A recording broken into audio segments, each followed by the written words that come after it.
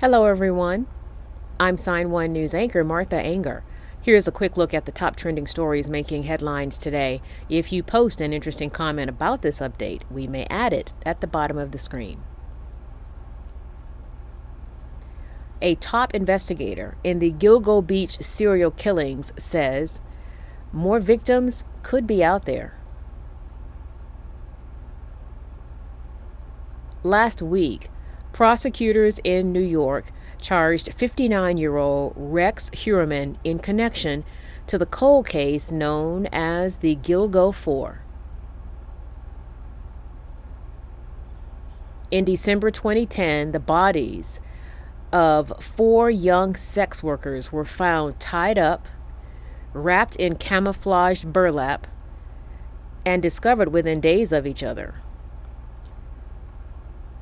Prosecutors say Heuermann murdered 3 of the women and is a prime suspect in the 4th. For years, prosecutors say Heuermann was leading a double life, married with 2 children and working as an architect. But last year, a task force investigating the cold case began to zero in on Heuermann. Authorities say they had been trying to match his DNA to other sources without success. But then they caught a break in January.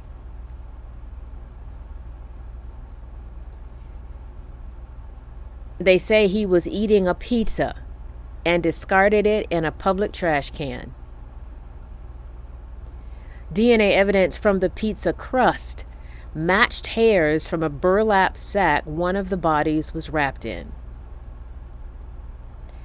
Heuermann's attorney says his client pleaded not guilty to the charges.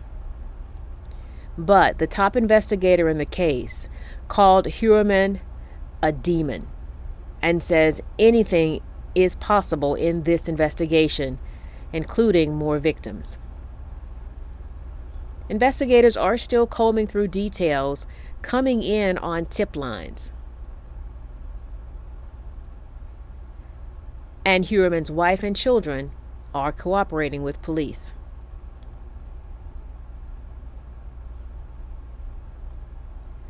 Plastic surgeon Catherine Roxanne Graw, better known as Dr. Roxy, is famous for broadcasting procedures of her patients on TikTok.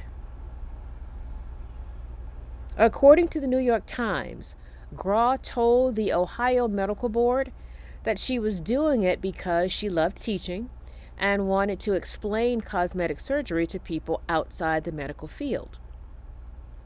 Graw also testified that she interacted with TikTok users who asked her questions during the live broadcast of the surgeries. But after being repeatedly reprimanded by the Ohio Medical Board regarding ethical and privacy concerns, they decided to permanently revoke her license to practice in that state and imposed a fine of $4,500. She pleaded with the board to let her keep practicing law and promised never to film a live surgery again. But the board stood by its decision.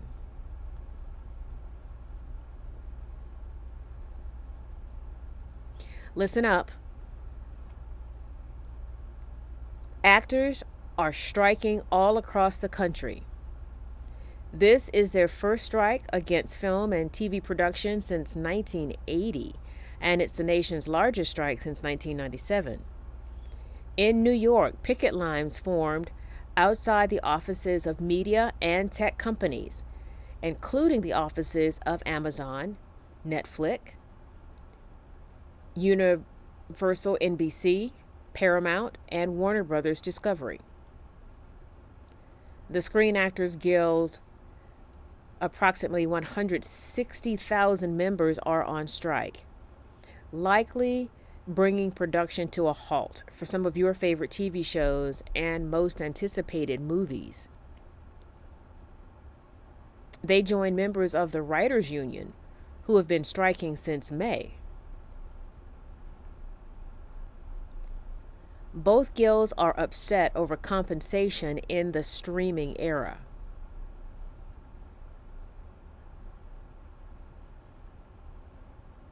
Along with better pay, actors say residuals for past work have dried up since the rise of streaming services.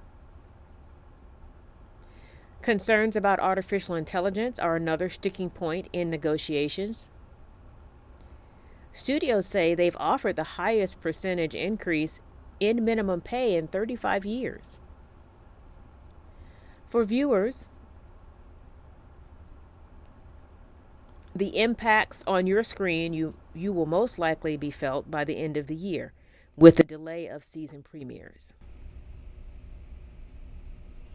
Bank of America is paying the price for double dipping on fees, withholding credit card rewards, and opening fake accounts.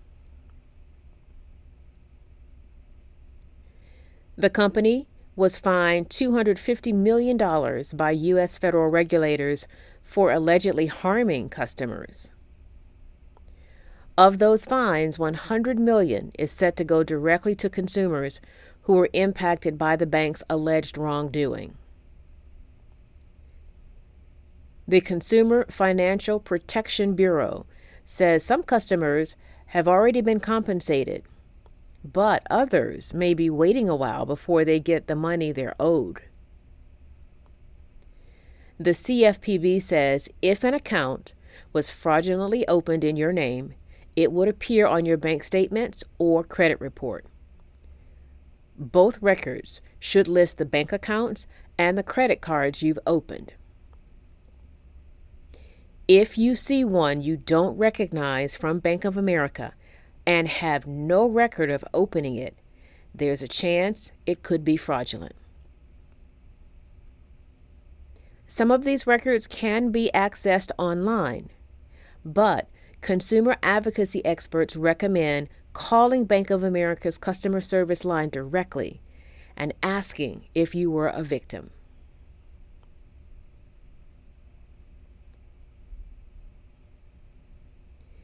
Millions of people across the U.S. have been in heat alerts this weekend. In Phoenix, Arizona, they have seen 17 consecutive days with temperatures over 110 degrees. Maricopa County, where Phoenix is located, wanted to show people just how hot that really is, and quickly it can become dangerous. So, the Department of Emergency Management put together a pizza experiment, placing uncooked dough, sauce, cheese, and pepperoni on a tin pan. They put the pizza on the dashboard of a car to see how long it would take to cook. Within 10 minutes, the cheese was already melting. Fast forward 90 minutes, the pizza, including the crust, was fully cooked.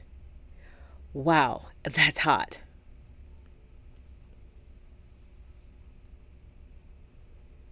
There was no winner for the Mega Millions jackpot Friday.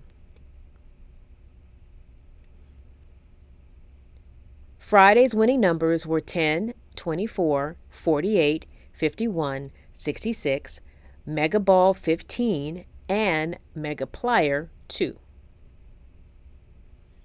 Although there were no winning tickets for the jackpot, Mega Millions says 4 players won at least $1 million Friday night. 2 tickets sold in California and 1 in North Carolina, matching 5 numbers. And in South Carolina, 1 lottery ticket matched 5 numbers and the Mega Plier for a $2 million win. So with no winner, that means the prize for tomorrow's drawing on Tuesday has now climbed to an estimated $640 million. If you were playing the lottery, good luck. Now let's take a quick look at comments from Sign1News viewers. Several viewers love the story about the 2023 Comedy Pet Photo Awards, especially the images of the cats. At Marcella Olmstead 8539 said, "The cats were cute." At Jackson 2009ify said, "The cats were funny."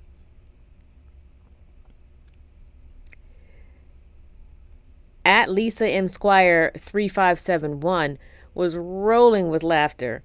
She posted, "I love the funny cats. You made me laugh so hard. Cats are in my life and in my heart." Last week, the state of Arizona announced it was expanding access to over-the-counter contraception effective immediately. At Camp Joyful posted, "Now, don't get me wrong. I have some opinions on abortion. However, I support several reasons why we should be allowed to have our rights to it. But what I don't understand is why some are allowed and others are not. Birth control is a form of abortion. It's just preventing you from getting pregnant. So why allow Plan B but not abortion for serious cases? I just find that odd." Thank you, everyone, for sharing your comments. And that's it for today. Sign1News will be broadcasting updates Monday through Friday. A big thank you to our Sign1News app supporters. You help make this broadcast happen. You can download the Sign1News app by heading to the App Store or Google Play Store on your smartphone.